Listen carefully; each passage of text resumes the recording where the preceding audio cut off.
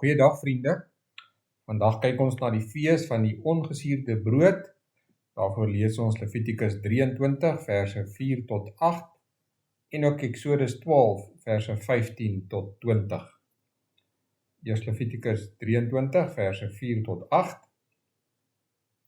Die feesdae van die Here, die heilige byeenkomste wat julle moet uitroep op hulle vaste tye, is die volgende. In die eerste maand, op die 14de van die maand, teen laatmiddag, is dit die Pasga van die Here. Op die 15de dag van hierdie maand, begin die fees van ongesuurde brood vir die Here.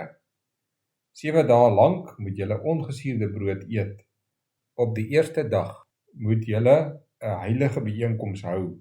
Julle mag geen gewone take verrig nie.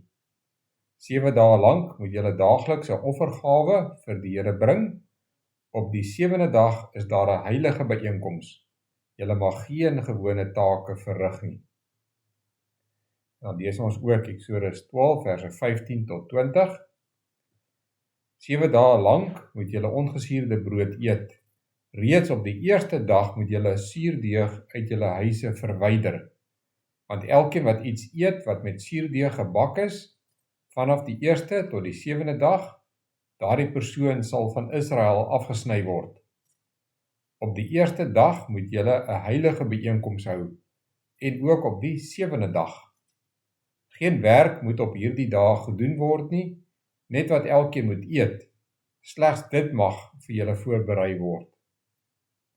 Onderhou die fees van die ongesuurde brood, want op hierdie bepaalde dag het ek julle leerafdelings uit Egipte land gelei. Julle moet hierdie dag onderhou as 'n voorskrif wat altyd vir julle nageslagte geld. In die eerste maand, op die 14de dag van die maand, in die aand, moet julle ongesuurde brood eet, tot op die 21ste dag van die maand, in die aand. 7 dae lank mag daar nie suurdeeg in julle huise gevind word nie, want elkeen wat iets eet met suurdeeg in, daardie persoon sal van die volksvergadering van Israel afgesny word, of hy nou 'n vreemdeling of 'n gebore Israeliet is. Enigiets met suurdeeg in mag julle nie eet nie. In al julle woonplekke moet julle ongesuurde brood eet. Ons lees tot sover uit die woord van die Here. In die vorige oordenking het ons gehoor hoe die Israeliete hulle eerste Pasga gevier het, toe hulle nog in Egipte was. Daardie nag moes hulle vinnig eet, hulle kon nie eers die deeg laat rys om brood te bak nie. Hulle moes gereed wees om Egipte te verlaat. God beveel toe die Israeliete om iets niets te doen. Hulle moes brood sonder suurdeeg bak. Dit is ongesuurde brood. Hierdie plat brode sou hulle kos vir die reis wees. Van toe af moes die Israeliete baie dinge op 'n nuwe manier doen. Nou dat hulle vry van Egipte was, sou hulle lewens heeltemal verander. Jare later kon die Israeliete die fees van die ongesuurde brood gebruik om hierdie skielike verandering te onthou en dit aan hulle kinders te verduidelik. Die Pasga en die fees van die ongesuurde brood is elke jaar saam gevier. Die Pasga is eerste gevier. Dit is op die 14de dag van die eerste maand gevier. Die fees van ongesuurde brood het die volgende dag begin.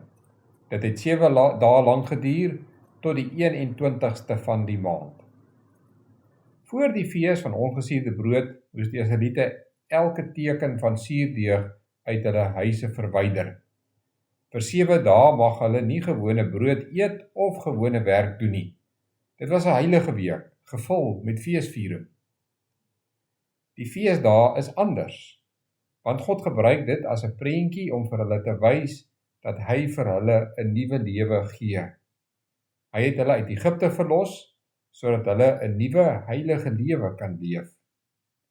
Om die lewe te kan leef, moet hulle aan God toegewy wees en hulself skoon hou van sonde. God gebruik die suurdeeg as 'n beeld van sonde.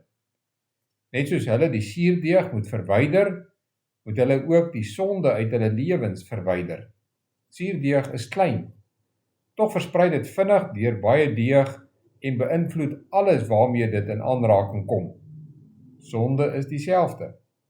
Dit begin gewoonlik klein met 'n gedagte, maar dit groei vinnig tot iets wat ons doen.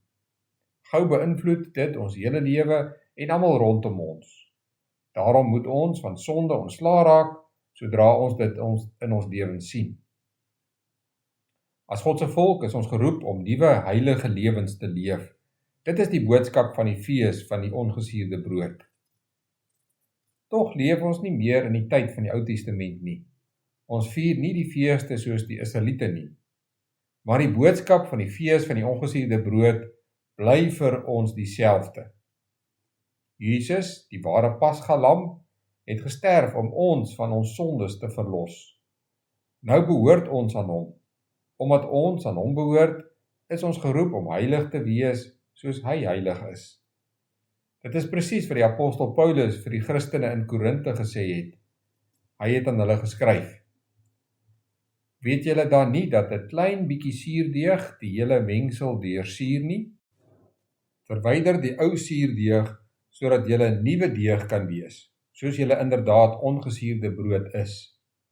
Want ook ons Pasgalam, Christus, is geslag. Laat ons daarom fees vier, nie met ou suurdeeg, die suurdeeg van kwaad en boosheid nie, maar met die ongesuurde brood van opregtheid en waarheid.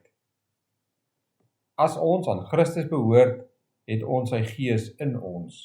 Deur die krag van sy gees moet ons die suurdeeg van kwaad en boosheid uit ons lewens verwyder. Ons moet aanhou groei in opregtheid en waarheid. Met ander woorde, ons roeping is om heilig te lewe. Dit is hoe ons voortdurend die fees van ongesuurde brood moet vier. Hoe lyk 'n heilige lewe? Jesus wys vir ons hoe 'n heilige lewe lyk deur sy lewe op aarde. Alles wat hy gedoen het was uit liefde vir God en liefde vir ander mense. Selfs in sy donkerste uur het hy gebid: Vader, nie wat ek wil nie, maar wat U wil. Ons kan nie uit ons eie heilig lewe nie. Solank ons in hierdie wêreld leef, sal daar sonde in ons lewens wees. Maar wanneer ons in Jesus Christus glo, vergewe God al ons sondes. God beklee ons met die heiligheid van Christus, net soos jy klere vir 'n kind aantrek. Die heiligheid kom nie uit onsself nie, dit kom van Christus, wat 'n heilige lewe in ons plek geleef het. In Christus het ons God se heilige volk geword. Nou moet ons leer om as God se heilige volk te leef. Baie mense dink dat God jou sal red as jy heilig lewe, maar dit is nie waar nie. Onthou dat Pasga eers kom en dan die fees van ongesuurde brood. God red ons eers van ons sonde deur die bloed van Jesus. Daarna help hy ons om heilige nuwe lewens te leef. Dit beteken dat die nuwe heilige lewe 'n lewe van dankbaarheid is. Toe ons nog sondaars was, het God sy eie seun gegee om vir ons sondes te sterf. Nou dank ons hom vir sy verlossing deur ons lewens aan hom te wy. Die nuwe heilige lewe is ook 'n lewe van rus. Sonde vernietig ons en maak ons swak. Maar Jesus Christus lei ons op God se paaie. Op hierdie manier bring hy rus, vreugde en vrede in ons lewens. Hoe lei Jesus ons op die regte pad? Hy werk deur sy woord en sy gees. Wanneer jy die Bybel lees of daarna luister, hoor jy die stem van God. Deur sy gees leer en help hy jou om jou sondige lewenswyse te verlaat en vir God te leef. Jy is nie geroep om 'n heilige lewe deur jou eie krag te leef nie. 'n Heilige lewe is 'n lewe wat deur God se woord en gees moontlik gemaak word. Beteken dit dat Christene nou sondeloos is? Nee. Dit beteken nie dat ons volmaak sal wees nie. Maar dit beteken dat ons voortdurend ons lewens van sonde sal reinig. Ons sal nie meer gemaklik wees met sonde nie. Ons sal God wil eer en hom met ons lewens wil dank. Ons sal groei in liefde vir God en sy woord. En wanneer ons wel sondig, moet ons onthou om ons sondes te bely. God weet reeds van al ons sondes, selfs ons sondige gedagtes. Maar hy wil steeds hê dat ons dit bely. Hoor sy belofte in 1 Johannes 1 vers 9. Maar as ons sondes bely, Hy is getrou en regverdig, en daarom sal hy ons sondes vergeef en ons van alle kwaad reinig. Laastens, as jy op 'n manier leef wat anders is as die wêreld, sal mense jou vra. Dit gee jou kans om hulle van die verlossing in Christus Jesus te vertel. Mag God jou nuwe lewe gebruik om in die lewens van ander te werk. Kom ons bid saam. Here, ons dankie dat U ons van die sondes verlos het, sodat ons nou heilige lewens kan leef. Lei ons met die Heilige Gees, sodat ons al hoe meer soos heilige mense sal leef. Ons bely dat ons nog baie keer struikel en ongehoorsaam is aan U. Ons is ook baie keer nog liefdeloos en selfsugtig. Ons vra dat U ons daarvoor sal vergewe. Ons doen voorbidding vir ons paaie. Ons vra dat mense wat reis ook veilig sal reis en seën al ons motorbestuurders. Ons bid ook vir ons vragmotorbestuurders en wat op lang afstande moet aflê om belangrike produkte vir ons aan te ry. Seën hulle ook in hulle werk. Ons bid vir ons hospitale en mediese personeel, wil U ook hulle seën in hulle werk om mense wat siek is en in nood is te help. Gee hulle ook wysheid in die besluite wat hulle neem en ook die middele om hulle werk te kan doen. Ons bid hierdie dinge deur U groot genade alleen. Amen.